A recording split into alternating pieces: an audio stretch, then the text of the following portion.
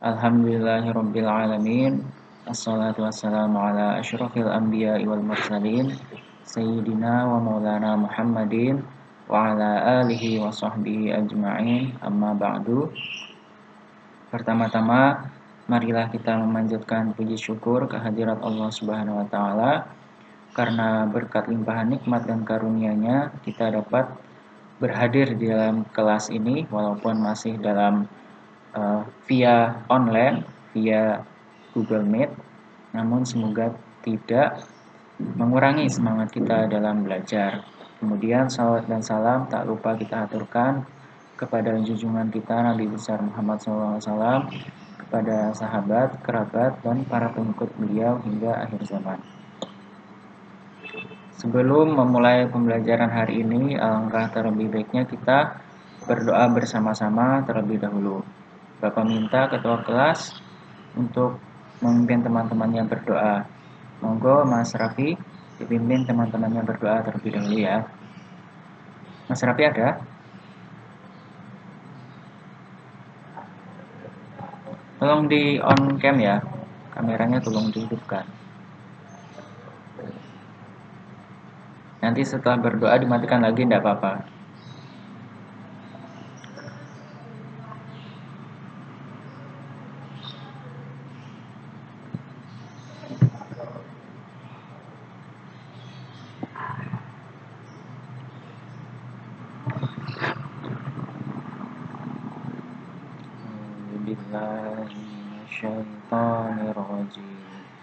Bismillahirrahmanirrahim. Alhamdulillahi rabbil alamin. Ar-Rahmanir-Rahim. Maliki yaumiddin. Iyyaka na'budu wa iyyaka nasta'in. Ihdinas siratal mustaqim. Walladzina an'amta 'alaihim ghairil maghdubi 'alaihim waladdallin. Waliwalidayya walil mu'minina amin. Oke, sudah ya. Alhamdulillah. Kita sudah sama-sama berdoa untuk memulai pelajaran hari ini. Semoga pelajaran kita hari ini bisa lancar sampai akhir nanti dan kalian dapat menerima atau memahami materi-materi yang Bapak sampaikan nantinya. Oke, sebelum kita melangkah lebih jauh, tidak lupa Bapak ingatkan kepada teman-teman yang belum absen, silakan absen dulu di e-learning. Kemudian teman-temannya yang belum bergabung silahkan bergabung. Kalau ada kendala misalkan sinyal atau sakit, silahkan konfirmasi ke Bapak atau ke ketua kelas. Nanti ketua kelas sampaikan ke Bapak. Tadi ada satu temannya yang nggak bisa masuk, Mbak siapa tadi? Khofifah Rizky Salsabila. Katanya ada keperluan keluarga. Nah, bagus seperti itu. Jadi konfirmasi dulu kalau tidak bisa berhadir. Baik teman-teman, pada pembelajaran minggu lalu kita sudah membahas materi tentang pengaruh perubahan ruang dan interaksi antar ruang di Asia dan benua lainnya pada bidang ekonomi, sosial, dan budaya. Nah, pada hari ini kita akan melanjutkan masih di pembahasan yang sama, namun pada submateri yang berbeda. Kalau minggu kemarin itu pengaruh perubahan ruang dan interaksi antar ruang dalam bidang ekonomi, sosial, dan budaya. Pada hari ini kita akan membahas yang pada bidang politik dan pendidikan seperti itu. Sebelumnya Bapak akan izin share screen terlebih dahulu ya.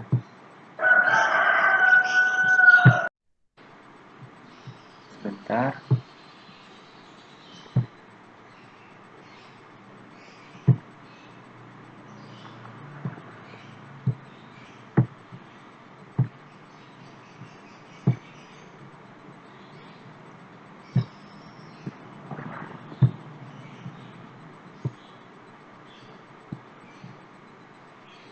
Kelihatan nggak PPT-nya?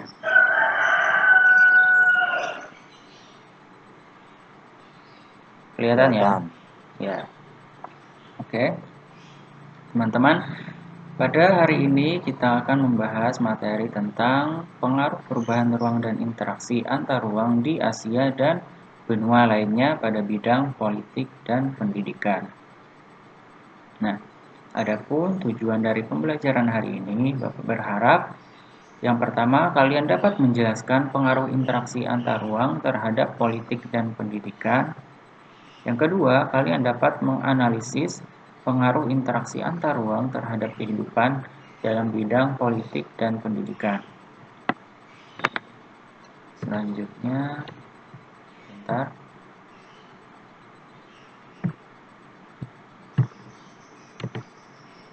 Nah, pembahasan kita kali ini adalah pengaruh interaksi ruang terhadap kehidupan politik dan pendidikan dan pengaruh interaksi ruang terhadap pendidikan.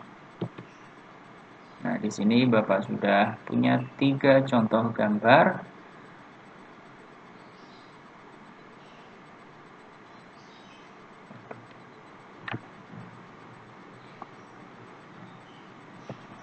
Di sini Bapak sudah punya 3 contoh gambar ya.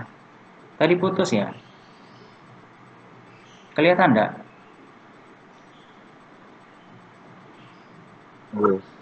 Kelihatan ya?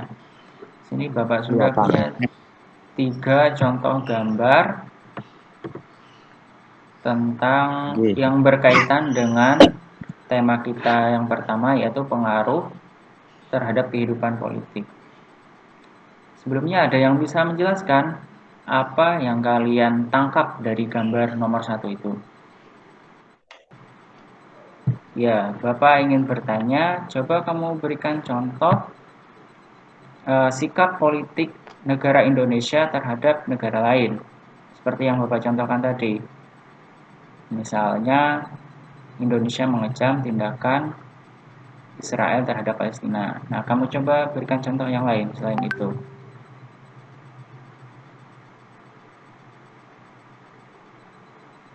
Ada?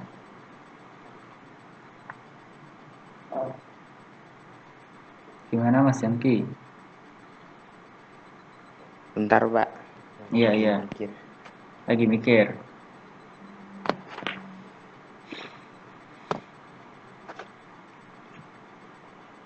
Bentar, Pak. Iya, jangan lama-lama ya. Lagi mikir, Pak. Bentar. Loh, masih sarapan tak?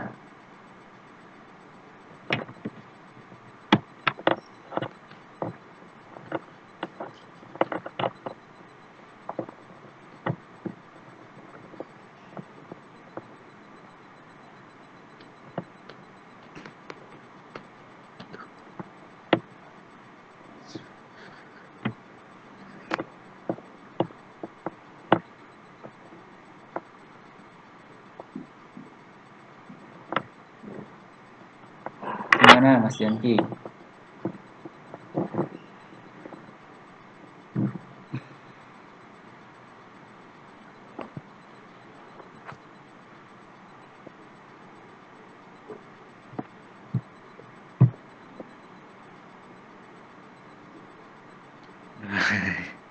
Sulit ya, Pak.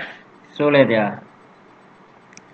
Oke, kalau tidak apa-apa kalau belum bisa, Bapak kasihkan contoh. Contohnya itu, kalian pernah nggak mendengar pemerintah Cina itu mereka menyiksa Muslim Uighur ya?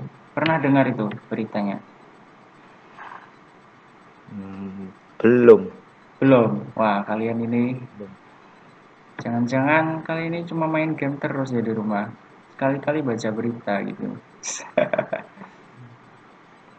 Jadi beberapa waktu yang lalu itu banyak sekali terjadi protes ya di media sosial, ya kemudian banyak yang melakukan aksi turun ke jalan memprotes pemerintah Cina karena mereka itu melakukan tindakan penyiksaan terhadap Muslim Uighur yang ada di Cina. Kemudian hal itu ditanggapi oleh Presiden Indonesia bahwa Indonesia juga mengecam tindakan yang dilakukan oleh pemerintah China tersebut. Seperti itu teman-teman. Itu merupakan contoh dari sikap politik Indonesia terhadap peristiwa politik di negara lain. Kemudian jika tidak ada lagi yang bertanya, Bapak lanjut. Nah, sekarang adalah pengaruh interaksi antar ruang terhadap bidang pendidikan. Pada gambar nomor 1 ini bisa kalian lihat di sini ada sekelompok anak yang mereka itu sedang memulung ya. Mereka tidak bersekolah, ada temannya dua itu yang pakai seragam sekolah sedang berangkat sekolah, sedangkan yang lainnya itu pergi untuk memulung atau mencari nafkah. Nah, itu merupakan sebuah potret dunia pendidikan di Indonesia, bahwa di Indonesia itu masih banyak sekali masyarakat yang belum bisa menikmati akses pendidikan. Kemudian pada gambar nomor 2 itu ada berita tentang anak suku Polahi di pedalaman Gorontalo ingin bisa sekolah. Jadi ceritanya anak suku Polahi di Gorontalo ini, mereka itu berada di pedalaman hutan seperti itu. Jadi mereka kesulitan untuk bisa bersekolah karena jarak sekolahnya yang jauh dan ekonomi mereka yang tidak mencukupi untuk bisa bersekolah. Itu juga merupakan salah satu potret dunia pendidikan di Indonesia, bahwa di Indonesia itu masih banyak sekali anak-anak yang belum bisa menikmati pendidikan. Kemudian pada gambar nomor 3 Bapak pengen tanya ke terus Mas Raffi, dari gambar nomor 3 itu apa yang bisa sampean jelaskan?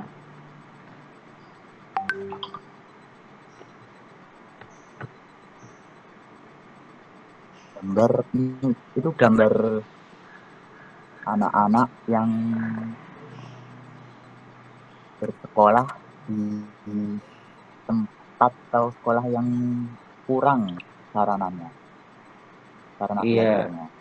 Ya, benar sekali apa yang dijelaskan Mas Raffi tadi. Jadi gambar nomor 3 itu bisa kita lihat bahwa ada sekelompok anak yang bersekolah, namun sekolahnya itu masih kekurangan dalam hal fasilitas pendidikannya. Dilihat di situ bahwa mereka tidak punya bangku dan meja untuk belajar, dan papan tulisnya juga ditaruh di bawah gitu ya, tidak bisa ditempel di dinding seperti itu. Jadi sangat kekurangan sekali mereka dalam belajar. Ini juga merupakan salah satu masalah pendidikan yang ada di Indonesia, pendidikan. Nah, kemudian lanjut, perubahan ruang dan interaksi ruang dalam bidang pendidikan. Pengaruh perubahan dan interaksi ruang antar negara terhadap pendidikan. Pendidikan merupakan modal dasar untuk menuju kemajuan suatu bangsa. Banyak negara yang memberikan perhatian besar terhadap pendidikan warganya, sehingga mereka berhasil menjadi negara maju. Jadi, kebanyakan negara maju itu adalah negara-negara yang mereka sangat memperhatikan terhadap pendidikan. Begitu teman-teman. Bisa kita ambil contoh negara Jepang misalkan. Negara Jepang itu adalah negara yang sangat unggul dalam bidang teknologi. Kenapa kok mereka bisa sangat unggul dalam bidang teknologi? Karena mereka itu secara pendidikannya sudah sangat bagus, sehingga anak-anak itu terampil, anak-anak itu mempunyai keahlian, sehingga mereka itu menghasilkan sumber daya manusia yang berkualitas. Dan hal itu tidak terlepas dari adanya pendidikan yang maju.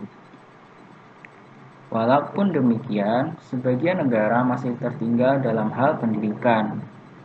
Penyebabnya antara lain karena masalah ekonomi dan kurangnya kesadaran akan pentingnya pendidikan.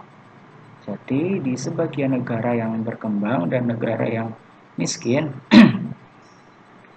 itu masalah yang dihadapi itu secara umum ada dua, yaitu masalah ekonomi karena tidak adanya uang untuk bisa bersekolah, akhirnya anak-anak itu banyak yang putus sekolah. Kemudian karena kurangnya kesadaran. Nah, karena kalau yang penyebab kedua ini agak susah ya. Karena kurangnya kesadaran, jadi dari diri si anak itu sendiri tidak mempunyai kesadaran untuk bersekolah. American Field Service lakukan pertukaran pelajar antar negara dengan SMAN 2 Ponorogo. Bisa dilihat di situ ada bule ya, bule yang memakai seragam anak SD. Dia itu merupakan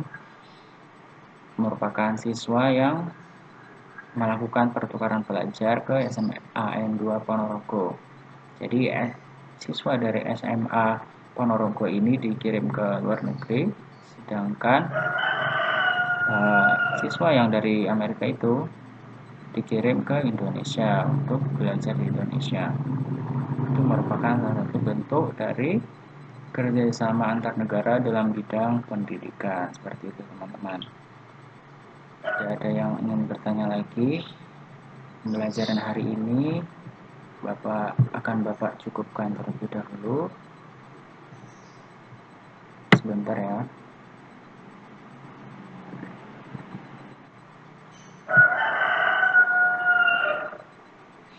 Untuk tugas, di sini Bapak akan memberikan kalian tugas. Yang pertama itu ada soal, di sini ada 5 soal, nanti akan Bapak share di grup ya. Di sini Bapak jelaskan terlebih dahulu, nanti soalnya akan Bapak kirimkan di grup. Yang pertama itu adalah soal, ini ada 5 soal uraian atau soal esai. Soal yang pertama adalah, dewasa ini banyak negara berkembang yang mengirim pelajar dan mahasiswa ke negara maju. Hal ini merupakan bentuk kerjasama antar negara di bidang apa? Yang kedua, salah satu upaya yang dilakukan negara untuk meningkatkan kualitas sumber daya manusia melalui pendidikan adalah apa? Silakan kalian jawab nanti. Yang ketiga, apakah kehidupan politik di negara kita dipengaruhi oleh negara lain? Jawabannya iya atau tidak. Kemudian dijelaskan alasannya. Yang keempat, mengapa Indonesia tidak melakukan hubungan diplomatik dengan Israel? Tadi sudah Bapak jelaskan ya, dengan panjang lebar ditambah dengan penjelasan dari teman-teman.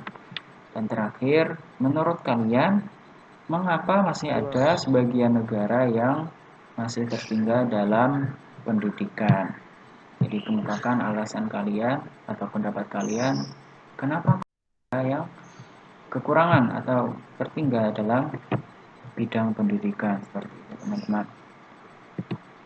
Nah, untuk pengumpulan tugasnya seperti biasa, nanti akan Bapak share link Google Form. Di situ kalian isi nama, kemudian upload tugas, dan paling bawah itu silakan kalian isi pesan dan kesan untuk pembelajaran hari ini.